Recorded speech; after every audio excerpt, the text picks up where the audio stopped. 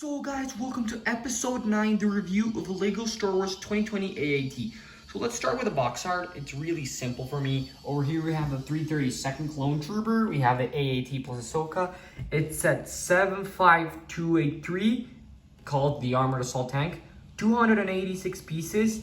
We have 2 battle droids, which are the same, just labeled as battle droid and AAT driver. We have Ashoka Tano and Ahsoka's Clone Trooper. And this set retailing for $40. So let's go on with the video and have a more in-depth review. With many other sets, I've been having problems with the instruction manual since there are some false steps or just some things that shouldn't be there. But with this instruction manual, it's a certified thick boy, 100%. There will be no errors. So guys, you don't have to worry about that. So guys, now looking at the minifigures of the set, since this is one of the strong parts of it. Here we have the 2 droids. They're exactly the same. One's the battle droid and one's the AAT driver. They're the same. They're cool, but they're not the reason you should get the set.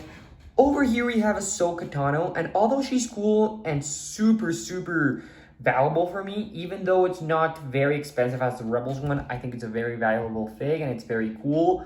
I just think this is not why you should get the set anymore. In 2020, this was an amazing deal to get Ashoka Tano, but now with the duel on Mandalore for 2021 that has been revealed and will release August 1, this is not the strength of the set. Not anymore, guys. The Ahsoka is no longer the reason you should get the set. In my opinion, the reason should be the Ahsoka's Clone Trooper, since he's pretty cool. He's exactly like the 501st, just the helmet's a little bit different. It's orange instead of blue and has a little bit more detail. So this is the reason you should get the set, guys. I mean, if you want figure-wise, the Ahsoka is no longer the reason. You can find him in the Duel of Mandalore for 2021. So this is a cool selection of figs, and I'll rate it a 9 out of 10. Well, 8.5. I just think the Ahsoka not being exclusive anymore and all of that doesn't make this set as strong as it was before. So let's move on with the AAT. Start with the playability of the AAT.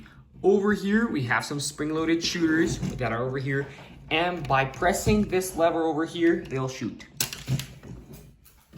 So guys, remember I count imaginary play as playability. And over here we have these cannons, which can rotate. They're pretty cool. They're not accurate. I'm gonna get to that later, but they're over here. So let's open this cockpit up. And over here we have 2 control panels. It's a place so you can place a battle droid and you can close them up. So the cannon of the AAT, it's pretty cool. It can rotate 360 degrees and you can, I'd say 110 degrees, the cannon that's over here. And over here you can open a small hatch and you can fit a battle droid. Even if it doesn't seem so, you have to put it very small and it'll fit. I mean, yeah, over here, yeah. This is how you should put it, and here's the complete AAT. So for playability, I'm gonna rate it a 8 out of 10. I just think the AAT from 2009 has way more playability and everything, and one more feature should have been added to the set, but nothing to really complain about, so it's a 9 out of 10. Finally, guys, getting to the display and design category, and oh boy, do we have problems. Say that this cannon over here from the front, this one, it's way too long. I mean, you can see this is like 8 studs. It just oversteps from the AAT, and it should be like 2 to 3 studs longer. I mean, this is very cannon should be this sideways. This should go up here, and this should go down here. I mean, that's so bad. That's a very bad mistake. I mean, I just feel this is discontinued from the rest of the build. I just don't think it's really that good. The thing is that I think this should be way longer. I mean, the AT is massive. This is way too short.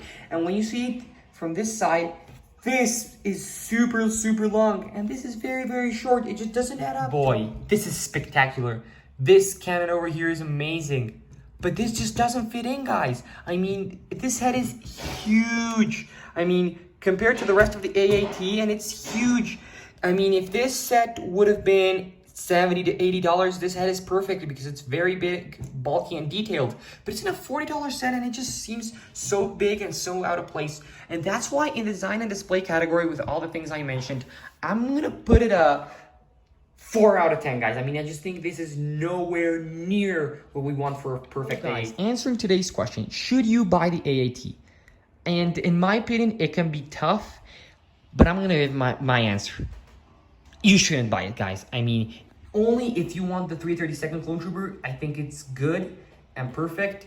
But if you want the Ahsoka or everything else, you can get her in another set that's way cheaper and includes a very cool figure, which is Darth Maul.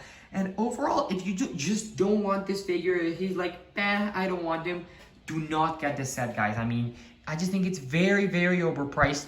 And I would have liked it to be $70, even though this is set so overpriced, but be way bigger and way more detailed and very, very perfect. I mean, just like exactly how we see it in the Clone Wars. So I wouldn't recommend getting this, but although I said you shouldn't buy this, guys, this set's an investment. I just see it in the future. You can get Ahsoka Tano and a 332nd Trooper. I mean, in 6 years from now, this set's gonna be $200 maybe, I don't know. But I really would grab the set for investment, or if you just like the set at all. But if you don't like the 332nd, do not get it, guys. So that's my opinion, guys. But what do you think? Comment down below for future videos and ideas. So you know it, guys. I hope you enjoyed and have an amazing day. Bye.